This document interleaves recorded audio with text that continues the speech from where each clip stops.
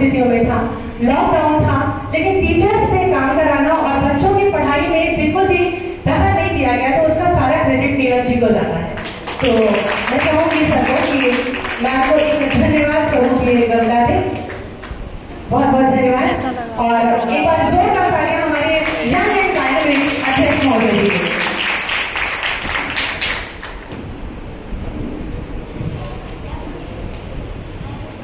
आज का दिन एक बहुत ही भावुकता भरा दिन होता है मेरे लिए। जिस शख्सियत के साथ इतने दशक उनकी बर्थडे मनाई, आज उनके चित्र के साथ बर्थडे उनकी मना रहा हूँ। लेकिन मुझे आशीर्वाद प्राप्त हुआ कि बराबर मैं चूंकि एक ही पेशे में आया और हमेशा अपने माँ बाप की सेवा करने का मौका मिला और माँ बाप के साथ रहा, इसीलिए उनके संस्कार का सही माने में मैं अपने आप को उत्तराधिकारी सौभाग्यशाली समझता हूँ।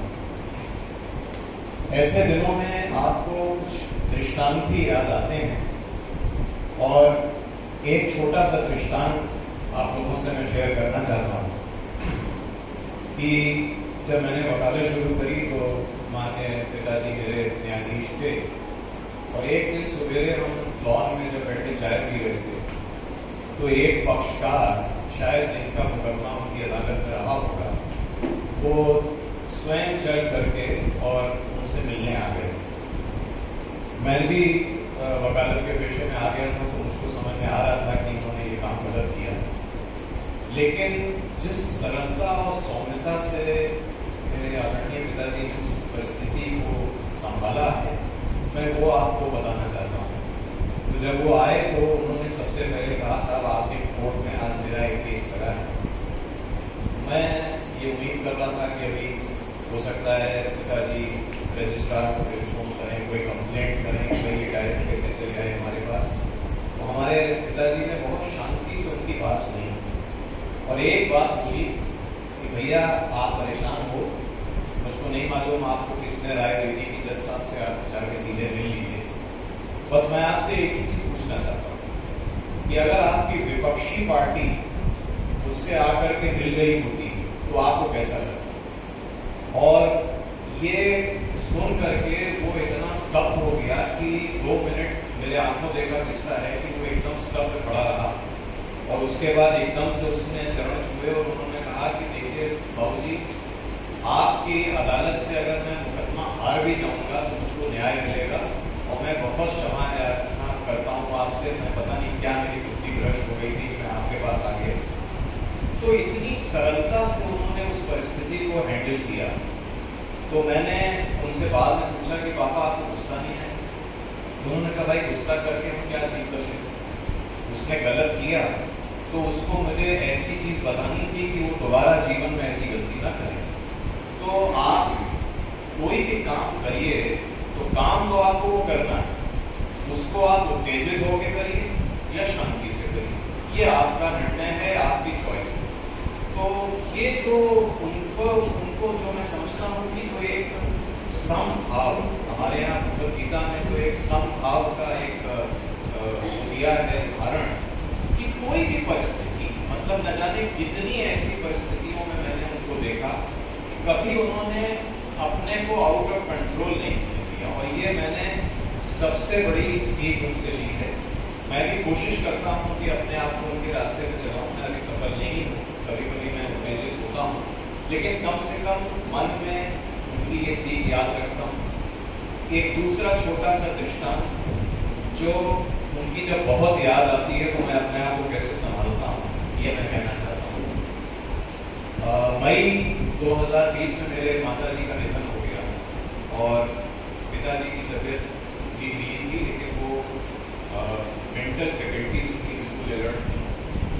तो जब क्रियाक्रम के लिए मैं जा रहा था तो मेरी धर्मपत्नी ने मुझसे कहा कि आप एक टोस्ट और एक चाय एक प्याला ले लीजिए, क्योंकि पता नहीं कितना टाइम लगेगा।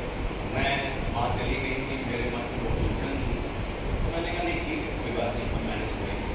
पिताजी वहाँ बैठे, उन्होंने एक शब्द मुझसे कहा, देखो बेटा, ऐसा है, those who have gone, those who have to live must live.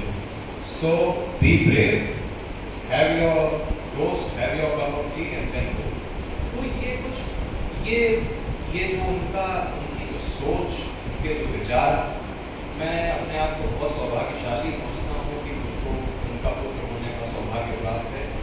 और इन्हीं चंद शब्दों के साथ मैं अपनी श्रद्धांजलि उनको देता हूँ। और इस अवसर पे मैं पेट नेम से बुलाऊंगा उनकी वो हमारे, मुझे बचपन की यादें हैं। मैं पीछे उनके घर में अक्सर जाता था। हमारी शादी के बाद भी हम उनके घर गए और उनके साथ बैठते थे। और आज उनका पूरा परिवार हमारे साथ है। मैं उसके लिए उन लोगों का बहुत आभारी हूँ, उन्होंने अपना समय निकाल करके उन लोगों के साथ इस कार्यक्रम में उपस्थित हुए। आप सभी बच्चों को जिन्होंने इतनी निष्ठा और इतनी मेहनत से काम किया, उनको बहुत बहुत बधाइयाँ और शुभकामनाएं। हमारी पूर्व आचार्य कॉलेज की हमारी प्रेजेंट प्रिंसिपल अनिका जी, मैं आप सबको बहुत बहुत अनेकों धन्यवाद देता हूँ कि आपने इतना सुंदर कार्यक्रम किया। और हाँ, एक बात इस मंच से मैं आदरणीय हमारे मुख्य अतिथि जो हैं जस्टिस एस.यू. खान साहब, उनसे कहना चाहूँगा, क्योंकि जब ये मुद्दा उठा कि मुख्य अतिथि किसी को बनाया जाए, मेरे दिमाग में हमेशा एक ही चीज चलती है कि मुख्य अतिथि और फंक्शन में वो लोग उपस्थित होने चाहिए जो आपसे दिली रूप से जुड़े हों। आप किसी को भी बुलाएं और एक कहीं अखबार में छपेगा, वो एक बात आई गई चली जाती है। लेकिन जो मन से जुड़ने वाले लोग हैं, तो जज साहब का पापा के साथ तो बहुत लगाव था, लेकिन